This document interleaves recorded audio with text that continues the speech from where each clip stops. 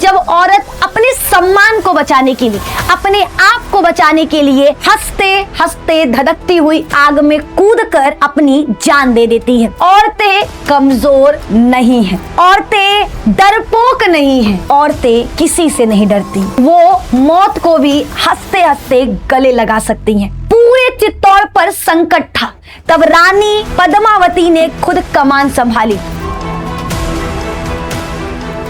कुछ लोग कहते हैं कि औरतें कमजोर होती हैं। आज उन लोगों को हमारी ये कहानी जरूर सुननी चाहिए। जब वे भारत के औरतों की सच्ची गाथाएं और कहानियां सुनेंगे तो उनके रोंगटे खड़े हो जाएंगे। जो लोग कहते हैं कि औरतें सिर्फ श्रृंगार करती हैं, उन्हें समझ आ जाएगा कि भारत की औरतें कमजोर नहीं। हम भारत की वो औरतें हैं जो हाथों में श्रृंगार करना भी जानती हैं और समय आने पर तलवार उठाकर दुश्मनों का संहार करना भी जानती हैं। आज हम बात करने वाले भारत की एक ऐसे वीर गाथा के बारे में जहां पर एक औरत ने, एक महिला ने खुद ही आग को चुन लिया, यानी आग को गले लगा लिया, सिर्फ और सिर्फ अपने आत्मसम्मान को बचाने के लिए। आज हम उन महिलाओं के बारे में जानेंगे जिनके बारे में शायद सुनकर आपके रोंगटे भी खड़े हो जाएंगे और आपका सोच पूरी तरीके से बदल जाएगा।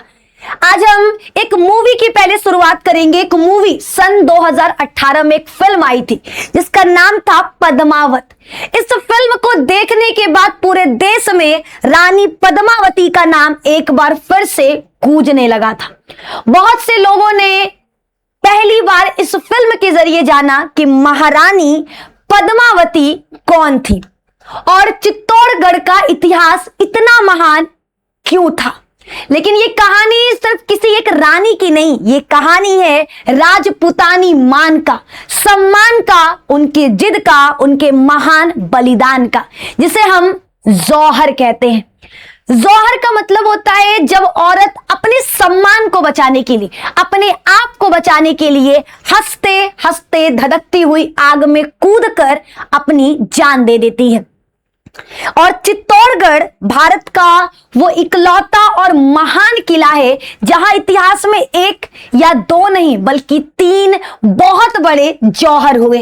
आज भी वहां का जौहर कुंड इस बात का गवाही देता है, जो बताता है कि औरतें कमजोर नहीं हैं, औरतें डरपोक नहीं हैं, औरतें किसी से नहीं डरती।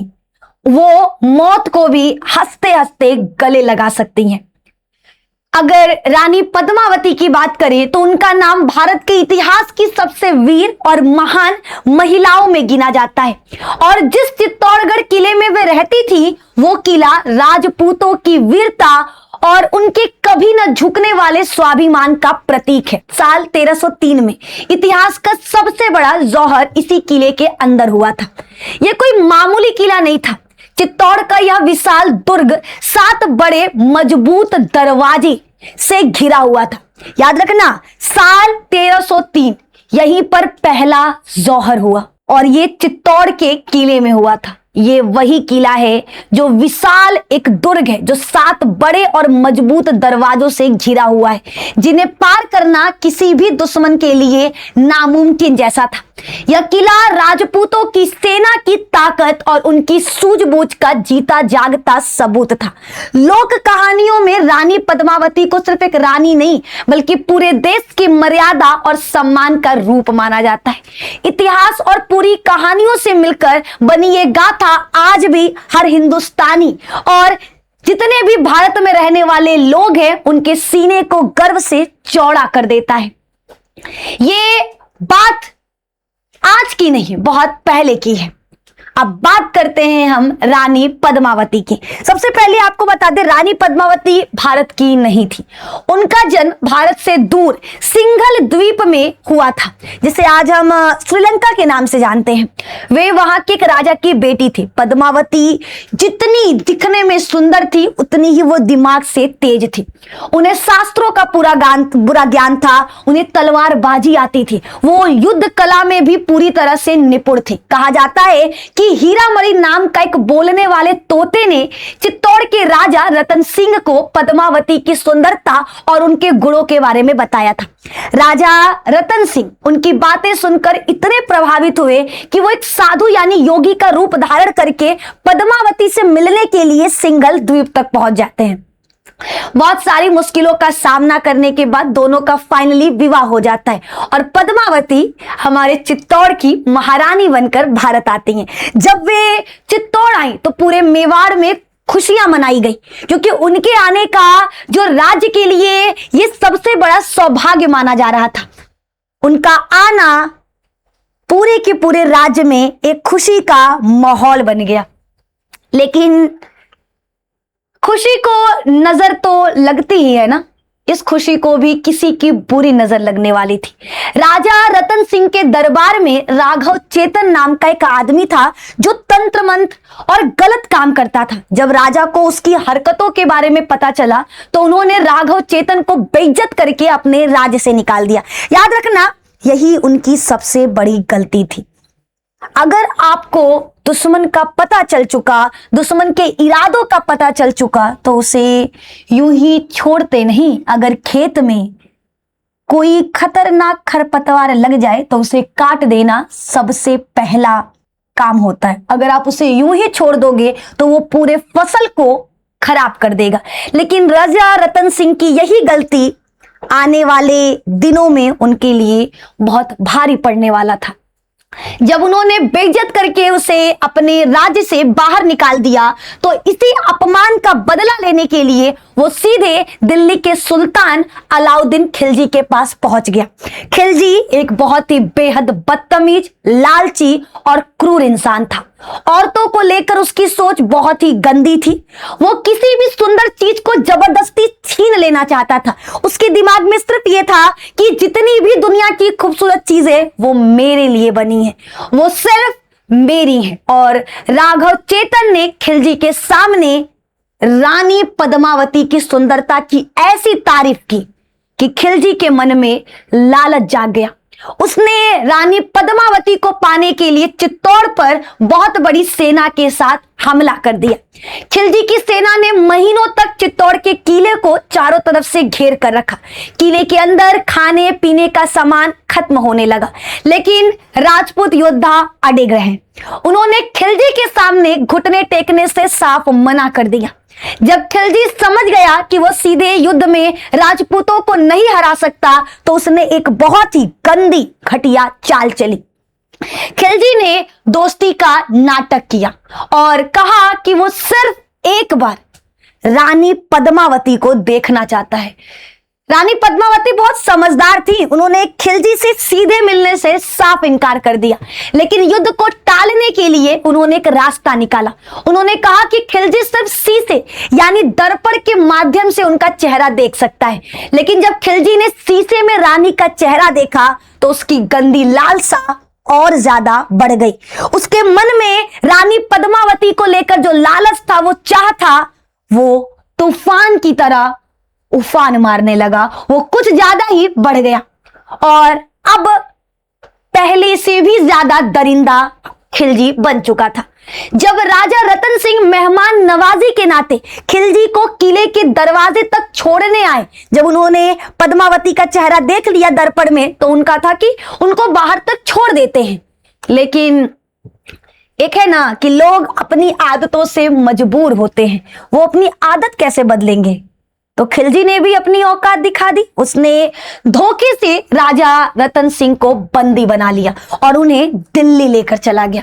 अब पूरे चित्तौड़ पर संकट था।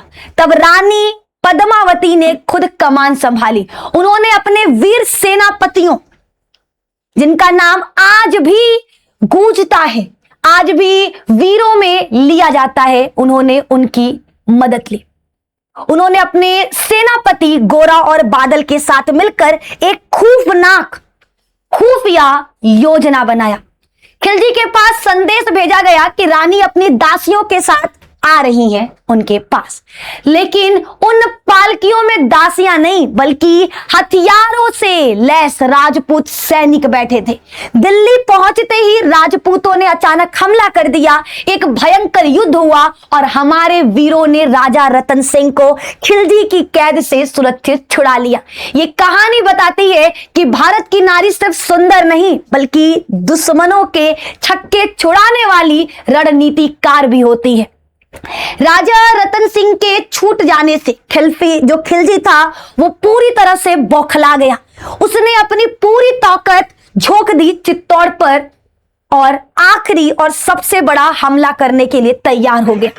राजपूतों के पास सेना कम था लेकिन हौसले आसमान से भी ऊंचे थे। राजपूत पुरुषों ने केसरिया धारण किया जिसका मतलब होता है अब या तो जीतेंगे या आखिरी सांस तक लड़ेंगे, और वही हुआ।